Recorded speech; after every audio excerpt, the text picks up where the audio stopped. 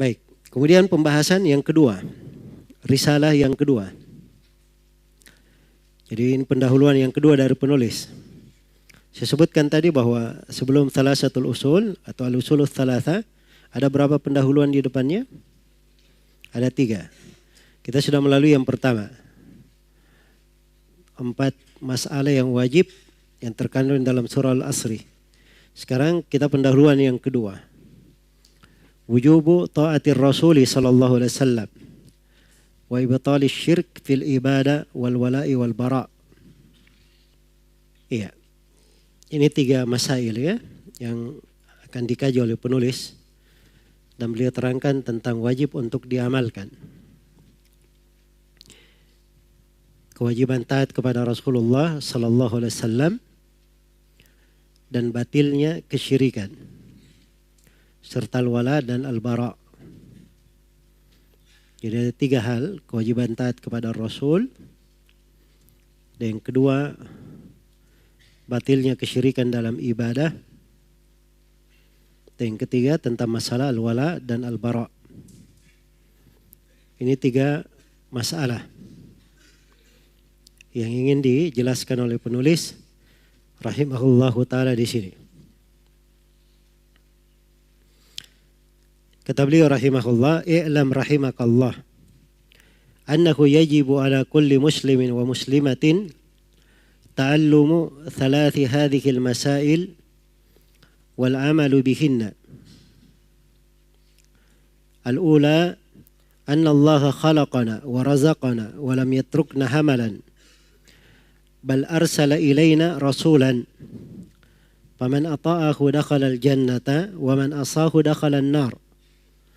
والدليل قوله تعالى إنا أرسلنا إليكم رسولا شاهدا عليكم كما أرسلنا إلى فرعون رسولا فعصى فرعون الرسول فأخذناه أخذا وبيلا. الثانية أن الله لا يرضى أن يشرك معه أحد في عبادته لا ملك مقرب ولا نبي مرسل. والدليل قوله تعالى وأن المساجد لله فلا تدعوا مع الله أحدا. الثالثة أن من أطاع الرسول ووحد الله لا يجوز له موالاة من حاد الله ورسوله ولو كان أقرب قريب. والدليل قوله تعالى لا تجد قوما يؤمنون بالله واليوم الآخر يوادون من حاد الله ورسوله ولو كانوا آباءهم أو أبناءهم أو إخوانهم أو أشيرتهم أولئك كتب في قلوبهم الإيمان وأيدهم بروح منه ويدخلهم جنات تجري من تحتها الأنهار خالدين فيها رضي الله عنهم ورضوا عنه أولئك حزب الله ألا إن حزب الله هم المفلحون. Baik, saya poinkan di sini ada 10 pembahasan.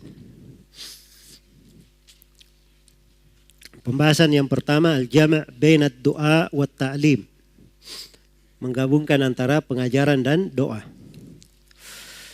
Doa dan ta'lim, pengajaran. I'lam rahimakallah, ketahuilah semoga Allah mengetahuinya. Ini perintah ya untuk mengetahui, mempelajari. Dan mempelajari itu namanya talaki, mengambil dari guru. Bukan baca sendiri.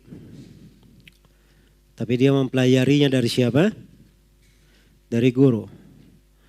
Nah, ini dari hal-hal yang penting yang harus diingat.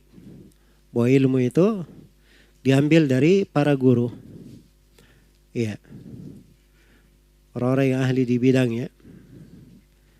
Bukan diambil dari membaca.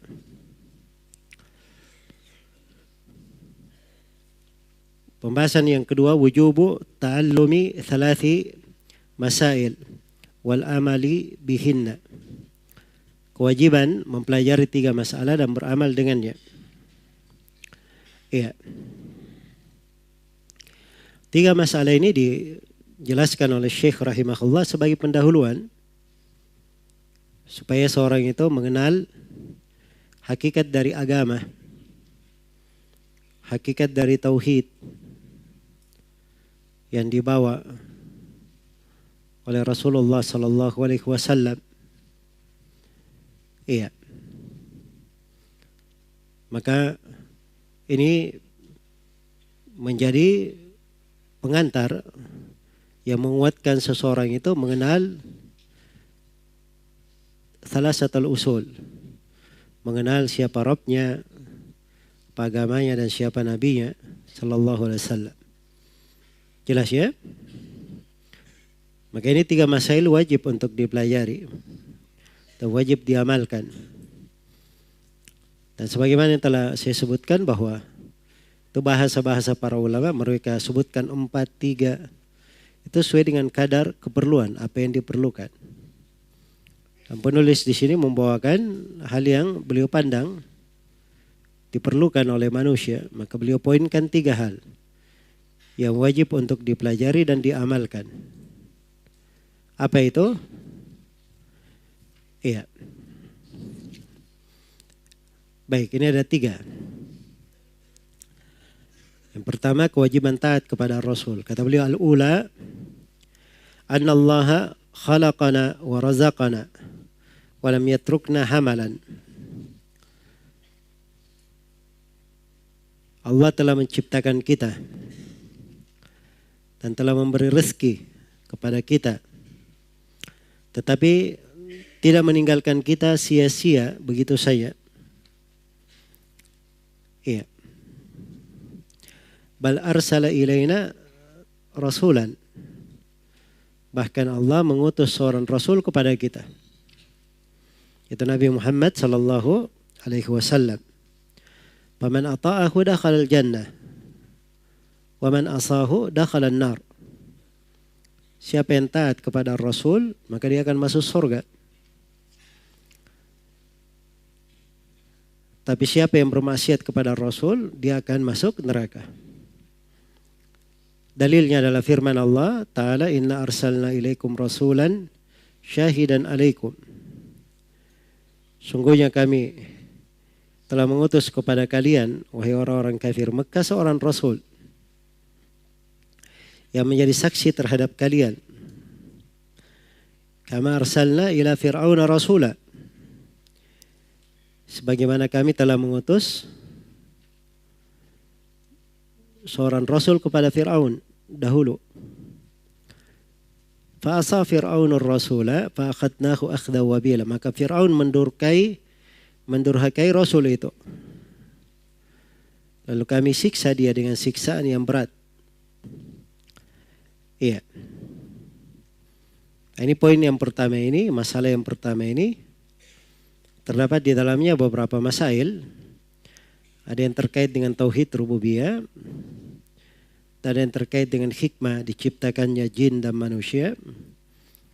Dan ada yang terkait dengan ketaatan kepada Rasul sallallahu alaihi wasallam. Karena disebutkan 2 ayat di surah Al-Muzammil, kita akan terangkan tafsir dari 2 ayat ini. Jadi ini 4 pembahasannya di poin yang ketiga hingga poin yang ke-6. Baik, poin yang ketiga, al-imanu bi tauhidir rububiyah, keimanan kepada tauhid rububiyah. Jadi ini yang disebut di awal, annallaha khalaqana wa razaqana. Sungguhnya Allah Subhanahu wa taala yang menciptakan kita. Kita diciptakan dari tidak ada menjadi ada. Wa khalaqana wa razaqana, dan kita diberi rezeki oleh Allah Subhanahu wa taala. Diciptakan dari tidak ada menjadi ada. Setelah itu diperbaiki lagi rupanya. Jadikan sebagai ahsani takwin. Sebaik-baik takwim. Wa razaqana, dan kita diberi rezeki oleh Allah Subhanahu wa taala, anugerah dengan berbagai nikmat. Anugerah dengan berbagai nikmat. Iya. Kita tidak dibiarkan dalam keadaan telanjang, kelaparan, tapi rezeki terus ditanggung oleh Allah, diberikan sampai kepada kita. Iya. Jadi ini keimanan kepada rububiyah Allah Subhanahu wa taala. Dan keimanan kepada tauhid rububiyah ini dari hal yang tidak ada perbedaan dengan kaum musyrikin di masa Nabi sallallahu alaihi wasallam. Bahkan rububiyah Allah tidak diingkari oleh iblis, ya, dan tidak pula diingkari oleh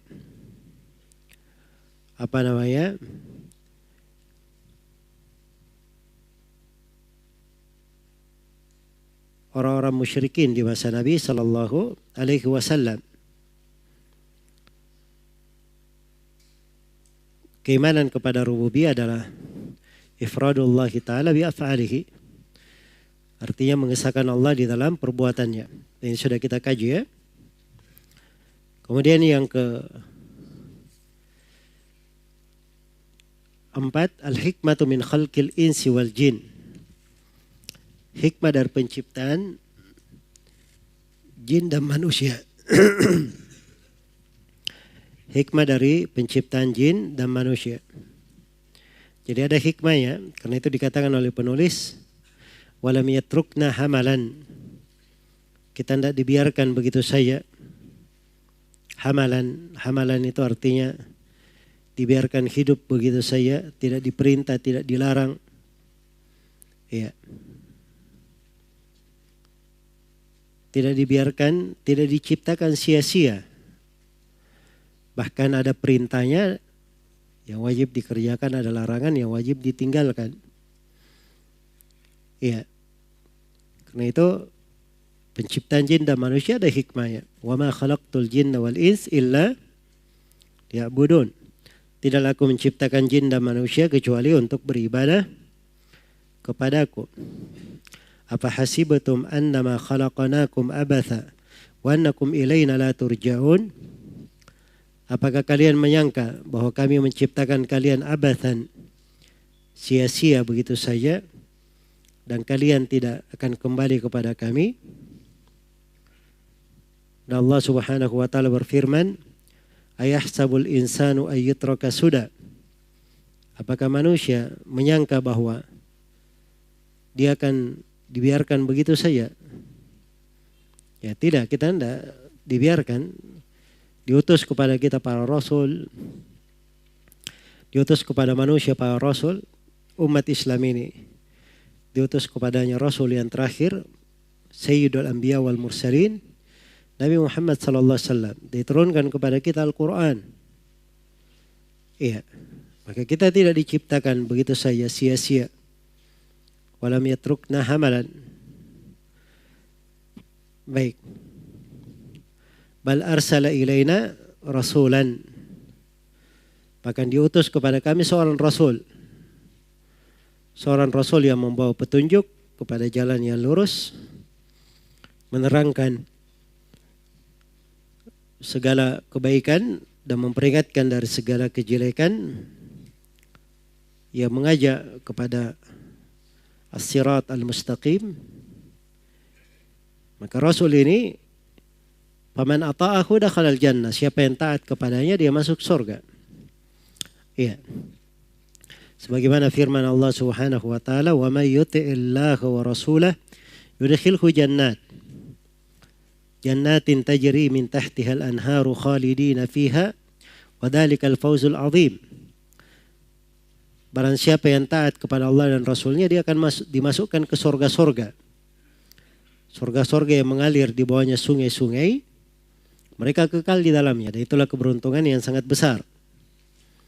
Iya. Jadi siapa yang taat kepada Rasul, maka itulah keberuntungannya. Makhluk yang paling afdal, paling tinggi dan paling dekatnya kepada Allah adalah mereka yang paling sempurna penghambaannya kepada Allah dan paling taat kepada Rasulullah sallallahu alaihi wasallam. Itu yang paling sempurna. Karena itu kata Syekhul Islam, fal kamalu fi kamali ta'atillahi wa rasulihi batinan wa zahiran. Kesempurnaan itu yang dinamakan kesempurnaan adalah kesempurnaan dalam taat kepada Allah dan Rasulnya, secara zahir maupun secara batin. Iya. Sebagaimana sebaliknya, wa man asahu dakhalan nar. Siapa yang bermaksiat kepada Ar-Rasul, maka dia akan masuk ke dalam neraka. Ya. ayat yang saya bacakan tadi tentang siapa yang taat masuk surga itu di surah An-Nisa.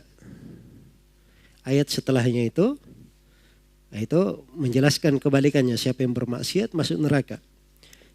Wa may ya'sillaha wa rasulahu fa inna lahu nar jahannam khalidina fiha abada.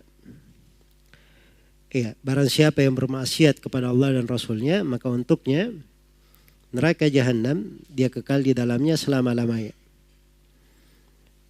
Baik.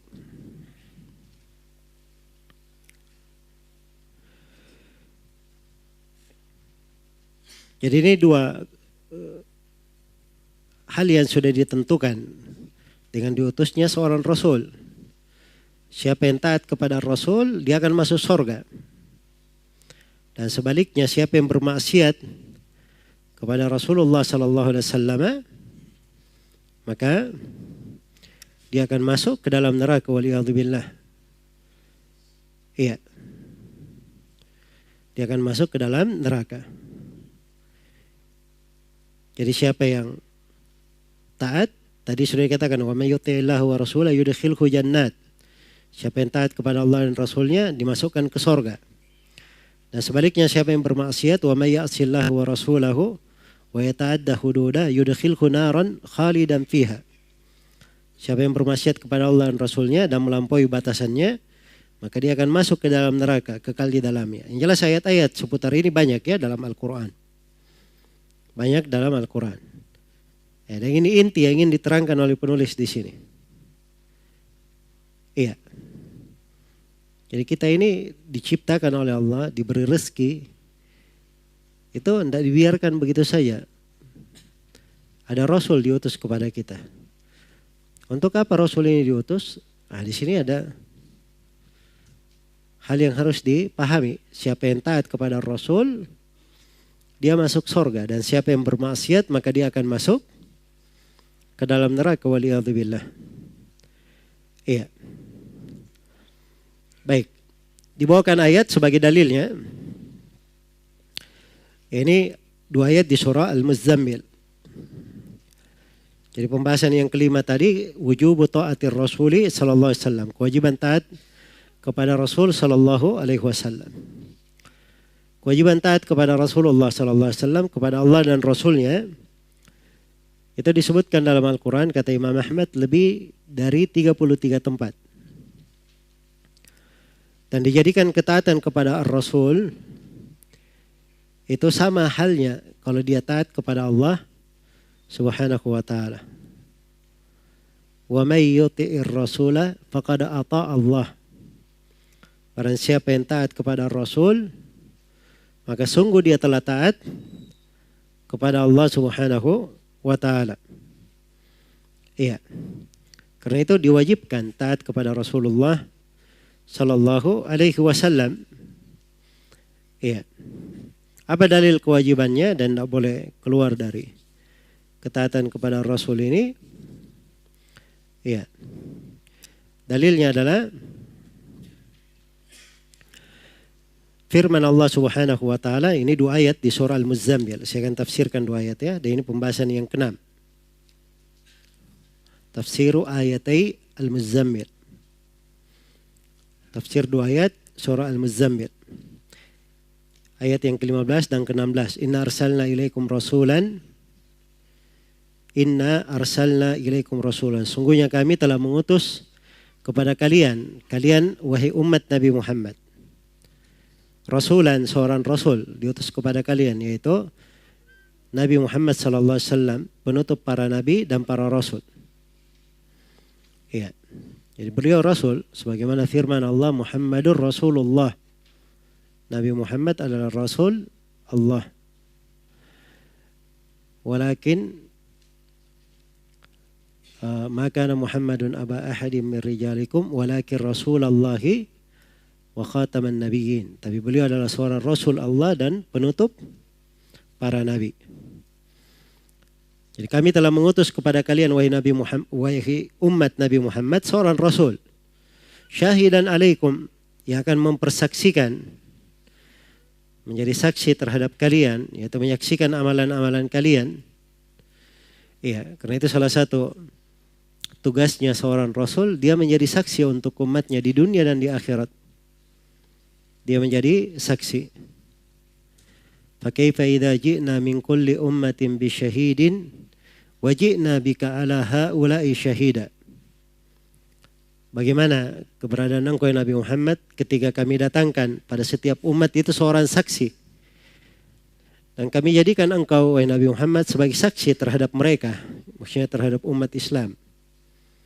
Jadi Nabi Muhammad adalah saksi. Syahidan alaikum kama arsalna ila fir'auna rasula. Sebagaimana kami telah mengutus kepada Fir'aun seorang rasul. Iya. Siapa yang diutus kepada Fir'aun? Nabi Musa alaihi salam. Iya. Maka disebutkan di kelanjutan ayat. Disebutkan di kelanjutan ayat. Fa'asa Fir'aunur rasula. Maka Fir'aun mendurhakai ar-rasul. Rasul yang diutus kepadanya. Itu Nabi Musa alaihi salam. Fa'akhadnahu, maka kami siksa Fir'aun ini. Akhdan wabila, dengan siksaan yang sangat keras. Yaitu dia ditenggelamkan dan seluruh tentaranya ditenggelamkan ke dalam laut. Ya. Dan tidak ada seorang pun yang beruntung. Dan di dalam laut itu, di dalam kubur mereka, di dalam barzakh mereka, mereka disiksa sampai hari kiamat. Itu dikatakan dalam Al-Quran, An-naru yu'raduna 'alaiha ghuduwan wa 'ashiyya. Wa yawma taqumus sa'a adkhilu ala fir'auna asyaddal 'adzab. Neraka ditampakkan pada mereka, maksudnya di kubur mereka, di alam barzakh. Iya. Mereka disiksa dengannya pagi dan petang. Ini di dunia.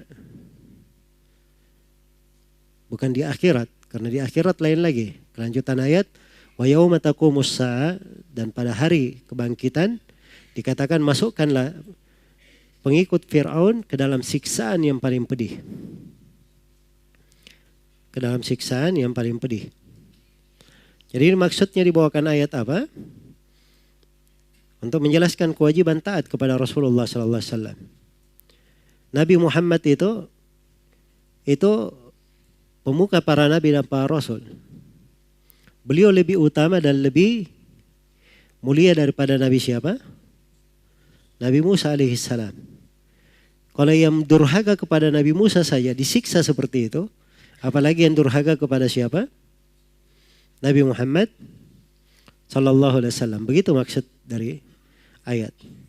Ditambih terhadap besarnya perkara ini. Iya. Karena itulah segala kebaikan pada ketaatan kepada Rasulullah sallallahu alaihi wasallam. Iya. Maka ini terdapat penjelasan tentang wajibnya taat kepada Rasulullah sallallahu alaihi wasallam. Ya, dan ini yang harusnya diketahui oleh umat ini, kewajiban taat kepada Nabi sallallahu alaihi wasallam. Ya, sebab dengan ketaatan kepada Nabi sallallahu alaihi wasallam itulah yang menggambarkan keislamannya. Dan itulah yang membawa mereka di atas petunjuk dan hidayah. Iya. Dan itu yang memasukkan mereka ke dalam surga. Iya. Di sini kita selalu mengukur diri kita ya di dalam ketaatan. Sejauh mana ketaatan kepada Rasul. Iya. Dan ini dari materi ya untuk memahami 3 pertanyaan malaikat di alam kubur. Sebab kalau seorang mengakui Nabi Muhammad, kenal Nabi Muhammad, berarti dia taat kepadanya, menjalankan perintah-perintahnya. Apalagi pada hari kiamat memang ditanya, Mada ajabatumul mursalin, bagaimana kalian menjawab para rasul? Jawaban kita, istijabah kita kepada Nabi itu akan ditanyakan. Keluar dari menjawab Nabi, itu sudah penyimpangan. Sudah kesesatan namanya. Karena itu dalam Al-Quran cuma ada 2 pilihan.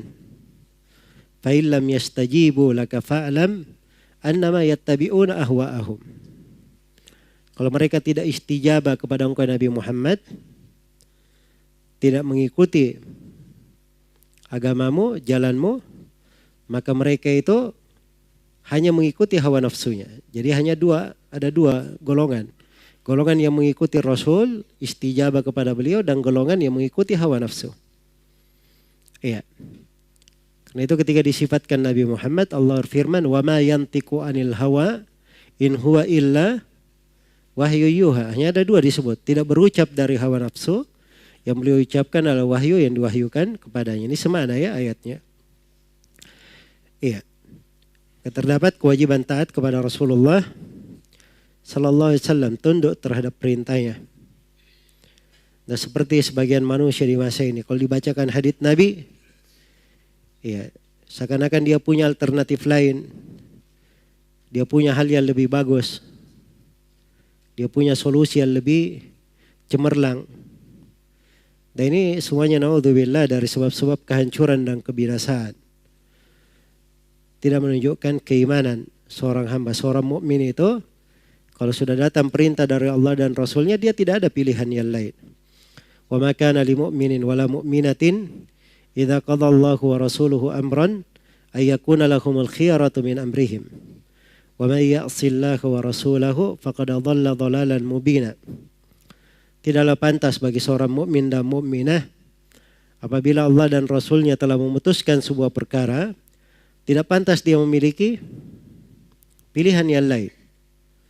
Barang siapa yang bermaksiat kepada Allah dan Rasulnya, maka sungguh dia telah tersesat dengan kesesatan yang sangat jauh. Iya. Maka ini hal yang pertama ingin diingatkan oleh penulis rahimahullahu ta'ala di sini. Kewajiban taat kepada Rasulullah sallallahu alaihi wasallam. Yang kedua, kata beliau, jadi permasalahan yang pertama tadi kewajiban taat kepada Rasul. Ini perlu dipelajari ya. Dan diamalkan. Perlu dipelajari dan diamalkan. Sebab ini bagian dari kehidupan. Ya, jadi ketaatan kepada Rasul itu kita perlu pelajari bagaimana syariat Nabi, apa yang beliau ajarkan, apa yang beliau larang. Kemudian bagaimana kita mengamalkannya.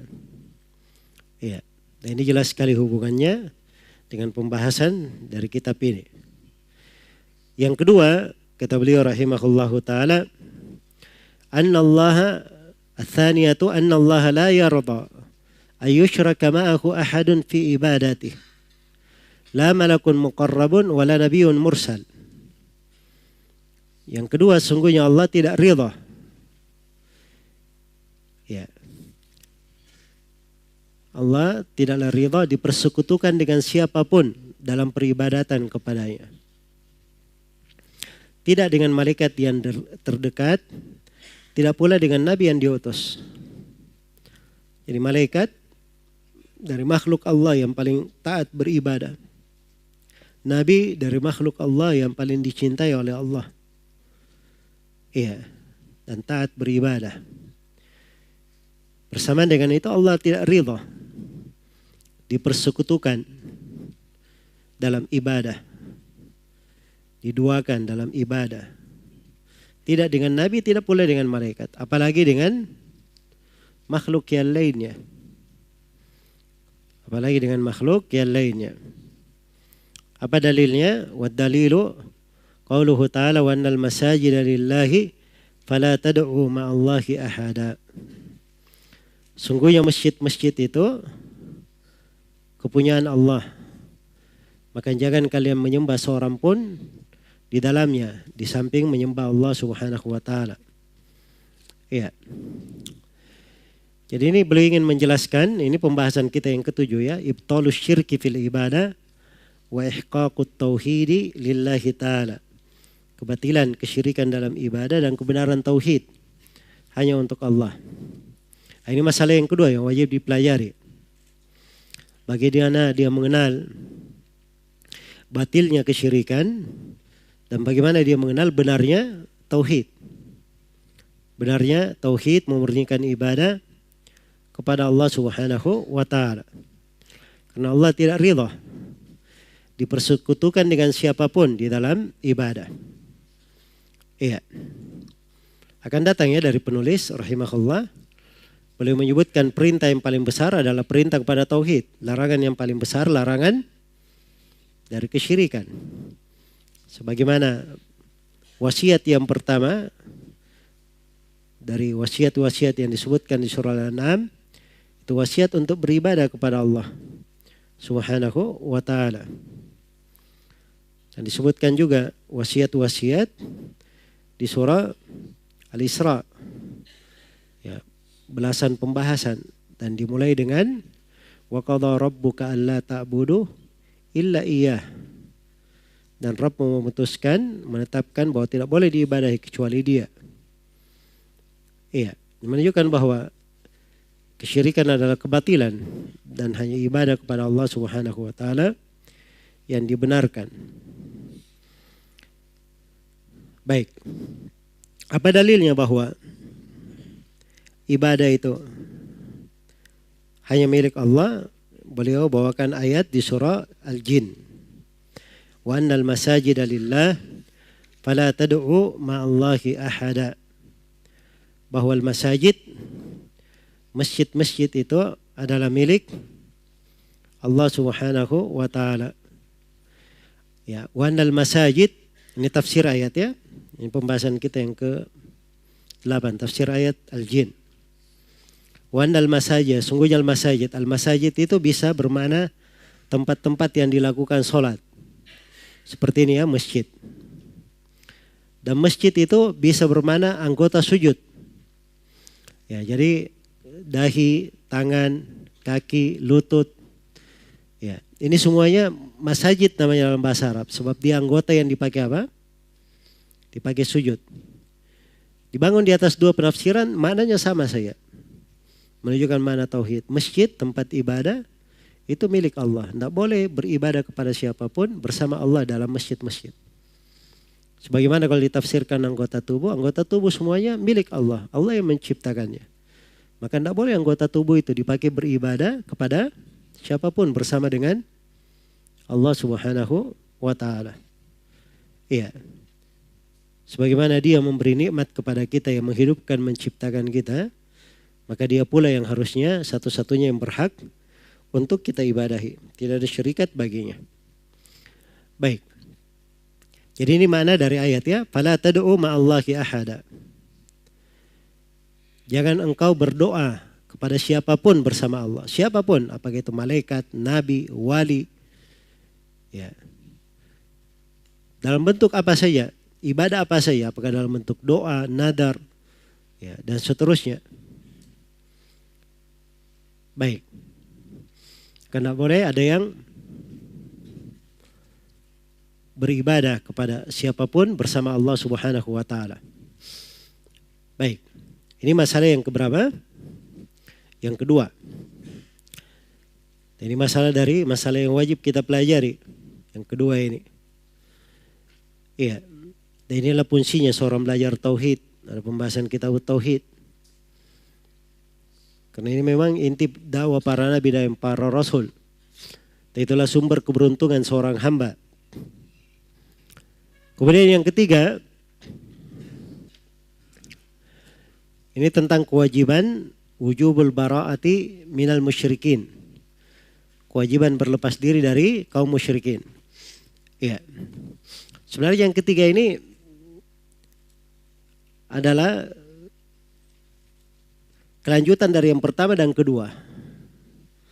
Iya. Dan mungkin saja penulis rahimahullahu ta'ala menjelaskan masalah yang ketiga ini kaitannya sangat erat dengan thalatsatul usul. Karena memang ini inti agama, jangan sampai ada yang paham. Misalnya dia memahami bahwa menjawab pertanyaan malaikat itu cukup dia kenal siapa Rabbnya, siapa nabinya, apa agamanya. Dan dia tidak kenal tentang masalah tauhid hanya milik Allah, wajib dia memusuhi orang-orang kafir, berlepas diri dari kaum musyrikin. Justru ini termasuk dari pokok agama.